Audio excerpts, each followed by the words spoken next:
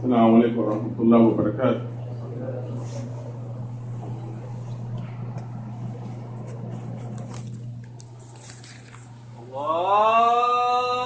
الله أكبر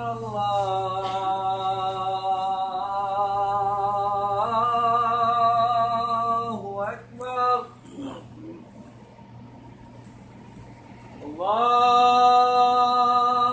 الله أكبر الله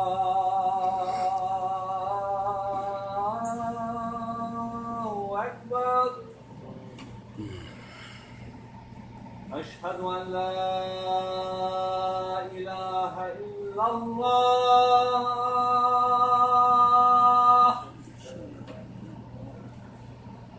أشهد أن لا إله إلا الله.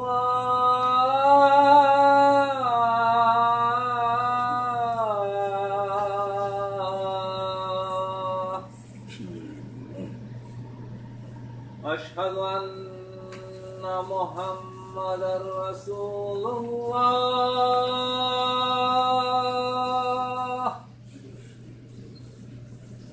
أشهد أن محمدا رسول الله.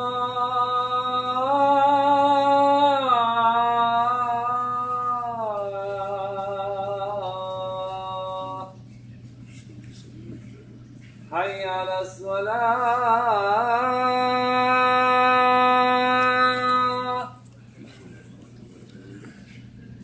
حي على الصلاة.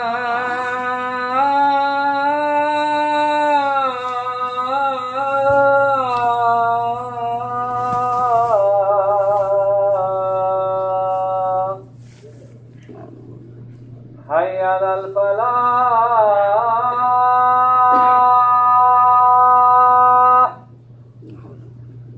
حي على الفلاح.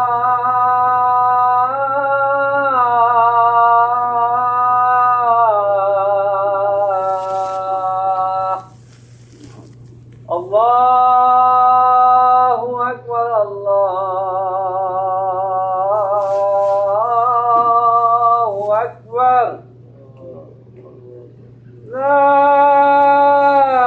إله إلا الله.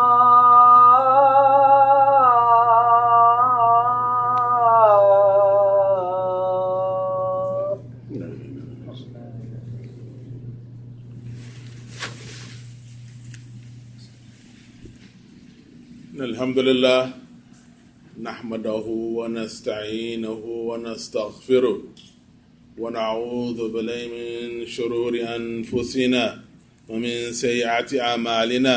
من يهد الله فلا مضل له ومن يضلل فلا هادي له. وأشهد أن لا إله إلا الله وحده لا شريك له وأشهد أن محمدا عبده ورسوله. يا أيها الذين آمنوا اتقوا الله حق تقاته ولا تموتن إلا وأنتم مسلمون.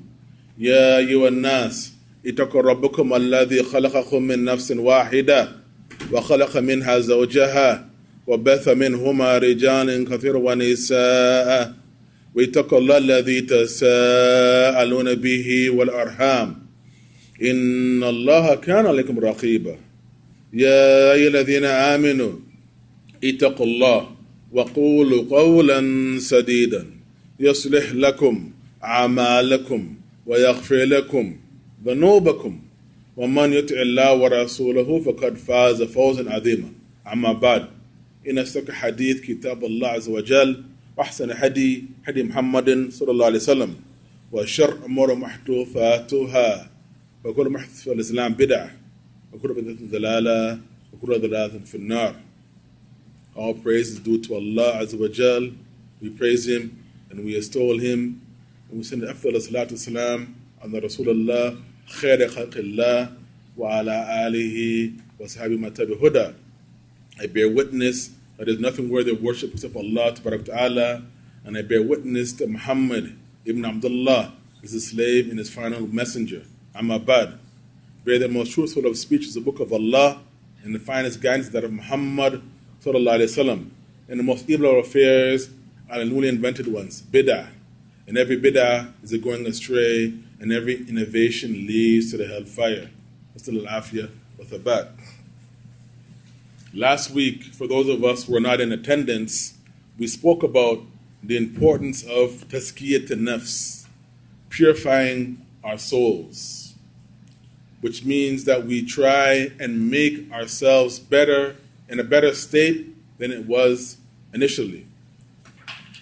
And this week, bi'idhnillah, we'd like to speak along those lines as a continuation where we left off, wallahi tawfiq, speaking about the importance of understanding ourselves. And what does it mean to be a person or an individual in society? Last week, we mentioned the importance of understanding ourselves or our nafs and our egos. And we mentioned about regarding the different types of egos. But bi'idhnillah, I thought that it'd be important for us to elaborate on the nafs so that bi'idhnillah, by the permission of Allah, we'll have a better understanding and will understand that it's utmost important for us to put our nafs intact. But how do we do this? It's difficult when we don't even understand or even haven't begun to understand who we are as an individual in society.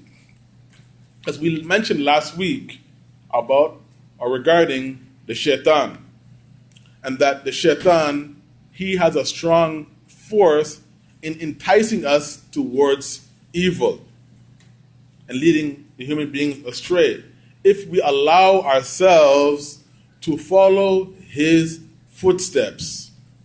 So, bi'idhnillah, by the permission of Allah, in keeping with that topic, we'd like to speak about the inner struggle or the inner war or the debate or the conversations that we must have within ourselves so as to achieve the level of becoming a better human being, bi'idhnillah.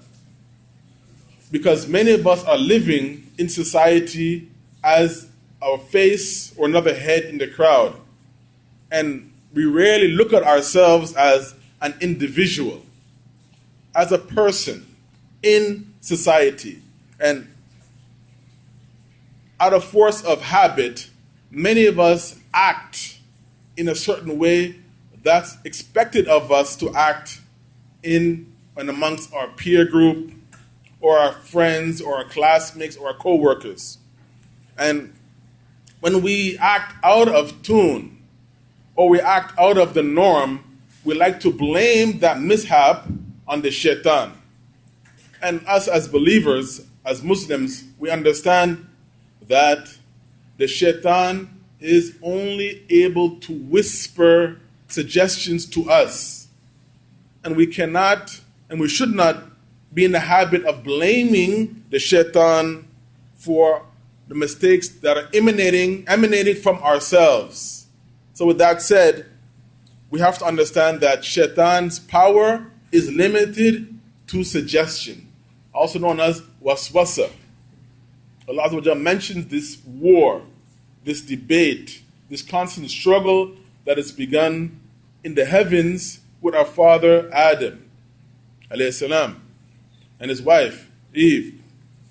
When Allah Azza wa Jalla mentions, for waswasa lahuma wa khasim lahuma inni lakuma minan nasihin, Allah Azza wa Jalla mentions that the shaitan, la'natullah, he whispered suggestions to our mother and father, Adam and Eve, in Al-Jannah, and said that the only reason why Allah has forbidden you from tilka shajara, from that particular tree, is because you will become one of those who will live forever, or you'll become one of the angels. And the shaitan, when he suggested this thing to our mother and father Adam and Hawa and Eve, he said, I am verily to you both, I swear that I am to you both a sincere advisor. So with this in mind, man, we want to be able to understand ourselves by being able to differentiate between the waswasa, the whispers of the shaitan, and the crackling or the suggestions or the desires of the self. So we have to understand that we as individuals, we have inspiration, we have inclination, and we have desires and hopes and aspirations. And this is what makes us an individual in society. And as the Messenger of Allah ﷺ has clearly stated in authentic hadith, إِنَّمَا الْأَعْمَالُ بِنِيَّاتٍ وَإِنَّمَا لِكُلِّ أَمْرٍ مَا نَوَىٰ أو كما قال صلى الله عليه وسلم إلى آخر hadith. And the Messenger of Allah صلى الله عليه وسلم, he said that all of our actions, our deeds are based upon and dependent upon our intentions. And we'll all have that which we intended. And the Messenger of Allah صلى الله عليه وسلم also mentioned in an authentic hadith that the shaitan, regarding the shaitan, that he's running through us, through our veins, like the flowing of blood. So with these hadith and these ayat in mind, we need to be aware and we need to be keen about ourselves. And we cannot always be in the habit of trying to shove or pass the buck and blame the shaitan for our mishaps or those things that happen out of the ordinary. We should not solely attribute these things to the shaitan, because we have thoughts, we have desires, we have intentions that makes us an individual in this society. Our struggle, my dear Salam Iman, our struggle is coming from something in between our nafs and the shaitan, the waswasa of the shaitan, which is our hawa, our desire. And it is important for us as believers to recognize the difference between the two. What is the whisper? What is the waswasa of the shaitan? What is the desire? What is our desire? And what is our hawa? What is our lust? What do we want? There's a hadith in the Sahihain, Bukhari and Muslim, and authority Abu Hurairah anhu, who said that the Messenger of Allah ﷺ said that Allah said, this hadith Qudsi, that Allah Azza wa Jal said, speaking to his angels, قال Allah, إذا هم عبدي بسيئات فلا تكتبها عليه فإن عملها فاكتبها سيئات إذا هم بحسنات فلم يعملها فاكتبها حسنات فإن عملها فاكتبها عشرة. Allah Azza wa Jal speaking this noble hadith Qudsi to his angels said, when my servant desires, we will speak about this, desires to commit an evil, do not record it against him. And if he commits that evil, that sayyah, that bad thing, then record it against him as one bad deed. And if he desires to do a hasana, a good deed, then write it down for him as one good deed. And if he actually carries out that good deed, then write it down for him as 10 in reward. Allahu Akbar. So what is this ham Allah was speaking about? Allah also mentioned this ham, this desire, in other places in his book. For example, in Surah Jathiyah, Allah he speaks about in verse number 23. فَرَأَيْتَ مَنْ اتَّخَذَ إِلَهُ هَوَاهُ وَأَضَلَّهُ اللَّهُ عَلَى الْعِلْمِ وَخَتَمَ عَلَى سَمْعِهِ وَقَلْبِهِ وَجْعَلَ عَلى بَصَرِهِ غِشَاوَةً فَمَنْ يَهْدِيهِ مِنْ بَعْدِ اللَّهِ أَفَلَا تَذَكَّرُونَ.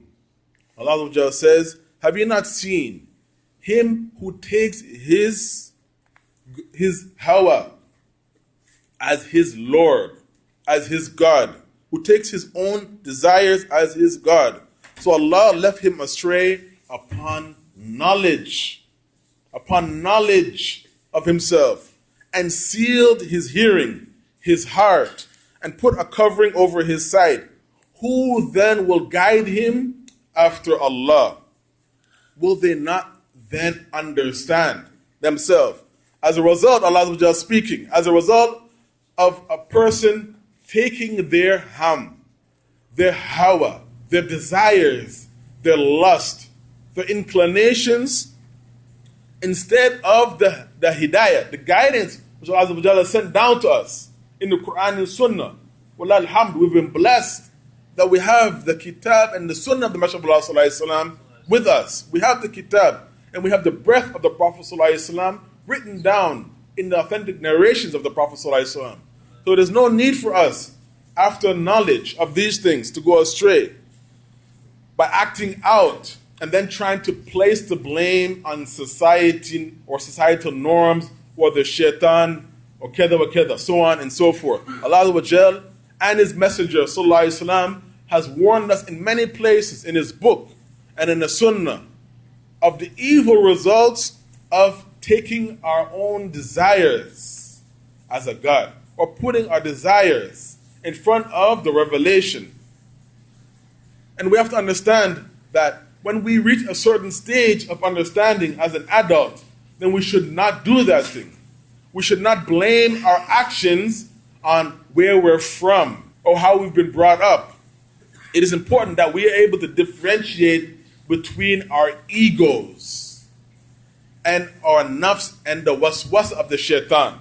We have to understand, because our struggle, the struggle, it goes on with each and every one of us, that this internal mujahidah to nafs, struggle within ourselves, self-struggle, is something which is ongoing. It's going to start from when we're young until we reach our graves. As the noble scholar Ibn Qayyim al-Jawzi has mentioned in his blessed book, Zad al-Ma'ad.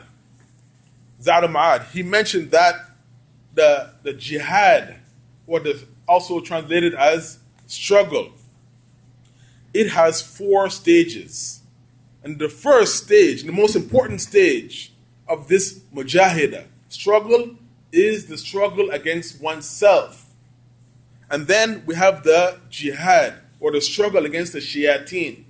We have to understand that there are the shayateen that are unseen, and we have the shayateen al-ins, those unseen shayateen, the waswas of the shayateen, and we have those human beings that are going to tell us to do this because it is good for us. It's beneficial for us. We're going to get a lot of rib, faida, so many things they're going to tell us. And this is the shaitan inspiring that friend of ours to do those things which they have done, which benefited them and that will benefit us. So we have to understand. And we have the jihad against munafiqeen. So this struggle is starting from the time of Adam alayhi salam. And Ibn Qayyim has placed this very clearly, that is 4 types of jihad, struggle, mujahidah. First, the struggle against the nafs, and the struggle against the shayateen, and the struggle against the kuffar, and the struggle against the munafiqeen. Those who are our friends and allies who claim to be practicing Muslims. They say what we're doing isn't necessary. Hasbunallah wa ni'mal wakeel. So Ibn Qayyim al-Jawzi, he stated, the doctor of the hearts, that the beginning of this mujahidah, the struggle of the soul, is coming from within. We have to make the mujahidah, struggle against our nafs, our souls, our minds, our inclination, our desires, our lusts, whatever you want to call it. We have to struggle against these things. And the starting point is for us to understand the desires, inclinations, and the lust of the soul, so we can begin to understand our place in society as a human being, first and foremost. Not lying to ourselves. A lot of us are in the habit of lying to ourselves. La hawla wa la quwwata illa billah. Many of us are suffering from a severe identity crisis because we don't want to come to grips with ourselves. We're stuck in a certain mindset and understanding. Even though we've been living in society for a long time, we're still thinking and acting in a certain way. And we want to blame it on social norms or customs and traditions. Hasbunallah wa ni'mal wakeel. Allah Azza wa Jal has mentioned in Surah Al-Shams, وَالنَّفْسِ وَمَا سُوَاهَا فَأَلْهَمَهَا فَجُورَهَا وَتَقْوَاهَا. Allah Azza wa Jal, He speaks about the nafs, the soul, or the ego. And He, Allah Azza wa Jal, who created it. And then Allah Azza wa Jal, He فَأَلْهَمَهَا فَجُورَهَا وَتَقْوَاهَا. He inspired our nafs. He inspired our egos to do that which is best for it. He inspired us to see that which is good for us and what is bad for us, what is right for us and what is wrong for us. Understanding these things. When we reach a certain age, then we have to see clearly these things. We don't want to be like those who Allah described, فَضَلَّ عَلَى الْعِلْمِ, that Allah has sent astray out of knowledge. But when we explain and we speak to others, it's not like when we're explaining and speaking to ourselves. We can try our best to convince another person regarding your position. But it's difficult for a person when he's already convinced himself of something other than the norm. May Allah Azza wa Jal help us to learn and to be of those who will take part in that internal struggle against our egos and ourselves. May Allah Azza wa Jal help us and give us that tawfiq to be strong enough to understand the difference between the waswasa of the shaitan and the suggestions of ourselves. Ameen, ameen, ameen. Bismillah, wa salatu salam ala Rasulullah wa ala alihi wa sallam tabihuda wa ba'd. Please, brothers, come forward, inshallah, and make room for those coming late. So let us end off our reminder today with a few life lessons taken from the story, the qissa of Prophet Yusuf alayhi salam. Yusuf alayhi salam, speaking about Yusuf alayhi salam, he spoke about the nafs al-amara. The nafs al-amara. And the desires which coming from the nafs al-amara. And never would he blame the whisper of the shaitan. In Surah Yusuf, Allah Azza wa Jalla says, وَلَقَدْ حَمَّتْ بِهِ وَهَمَّ بِهَا لَوْلَا أَنْ رَى بُرْهَانَ رَبِّهِ. Allah Azza wa Jalla, He speaks about the ham. Allah Azza wa Jalla speaks in this surah about the ham. And this requires a lot of explanation. But in brief, Allah Azza wa Jalla, He mentioned the incident which took place with Yusuf alayhi salam and the wife of the Aziz. And indeed, she desired him, and he would have inclined towards her suggestions or her desires had he not seen the clear evidences and signs of his Lord. Allah Azza wa Jalla explaining to us that desires that fell into the heart of this noble prophet, Yusuf alayhi salam, but he would have inclined if he did not see the signs of his Lord, which cross the mind of any one of us, because we are only human. Thoughts and suggestions and feelings can cross the mind and fall into the heart of any one of us. When this thought crosses mind, Yusuf, Allah was speaking about Yusuf alayhi salam, he said, قال ربي السجن أحب إلي مما يدعونني إليه.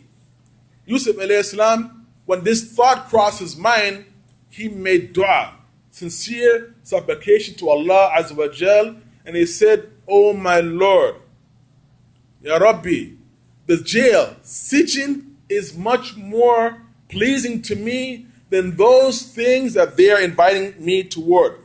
This is, my dear Salam in Iman, an essential act of piety. That when we feel these inclinations, or we see ourselves slipping, as Allah says, يا الذين آمنوا أدخلوا في السلم كافة ولا تتبعوا خطوات الشيطان إنه لكم عدو مبين فإن زعمتم. Allah says, من بعد ما تبين لكم الهدى. Allah says, "O you who believe, enter into Islam wholeheartedly and do not follow the footsteps of the shaitan, because he is a clear, avowed enemy.